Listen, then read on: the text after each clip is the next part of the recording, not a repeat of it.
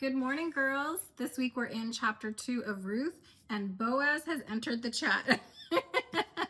So last week we finished off chapter 1 by saying that Ruth and Naomi are going back into Naomi's hometown of Bethlehem because there's a harvest starting.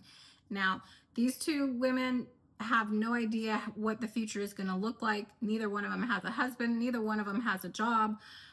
So Ruth decides, I'm going to go out into the field and try to get us some food from the fields. She heads into this field not knowing that it belongs to Boaz. She doesn't even know who he is. She just starts gleaning after the harvesters, the employees, the workers of the field.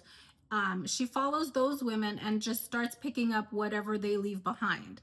So when Boaz shows up to the field, he asks one of his lead employees, who is this girl? Because he doesn't recognize her as one of the workers. So we'll pick up in verse 6. It says, the overseer replied, she is the Moabite who came back from Moab with Naomi. She said, please let me glean and gather among the sheaves behind the harvesters. She came into the field and has remained here from morning till now, except for a short rest in the shelter.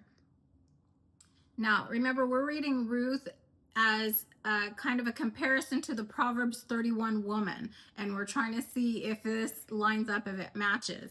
So I remember a verse in Proverbs that said that woman woke up early to gather food for her family. And here we see Ruth up early gathering food for her and Naomi. Harvesting is not easy work. This is hard work. There was another verse in Proverbs that said her arms are strong for her task. So that's what this part reminds me of. So he ends up being kind to her. He lets her work in his field. In verse 11, he says, I've been told all about what you have done for your mother-in-law since the death of your husband, how you left your father and mother in your homeland and came to live with the people you did not know before. May the Lord repay you for what you've done. May you be richly rewarded by the Lord, the God of Israel, under whose wings you have come to take refuge. So her reputation goes before her.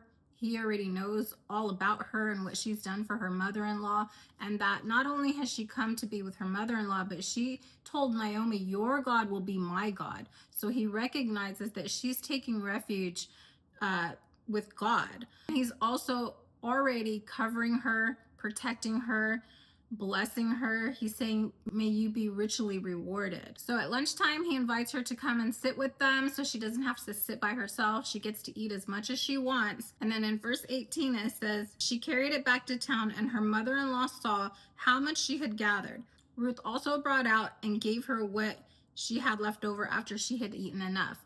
So not only did she gather food from the harvest and she brought enough home to feed her and Naomi, but she also gave her some leftovers from her lunch. Isn't that so sweet? So again, that reminds me of a verse in Proverbs that said she watches over the affairs of her household. So she's not just thinking about herself, she's also caring for Naomi in the process.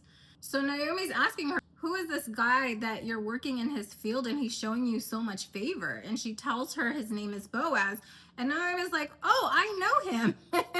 He's actually part of our family on my husband's side, and he is a guardian redeemer for our family. Now, I love reading the little footnotes in my Bible because it tells me exactly what a guardian redeemer is. It says it's a legal term for one who has the obligation to redeem a relative in serious difficulty. So Naomi's now assured this man is a guardian redeemer of her family. So she's like, just stay with him. He will take good care of you. So verse 23, it says, so Ruth stayed close to the women of Boaz to glean until the barley and wheat harvests were finished, and she lived with her mother-in-law.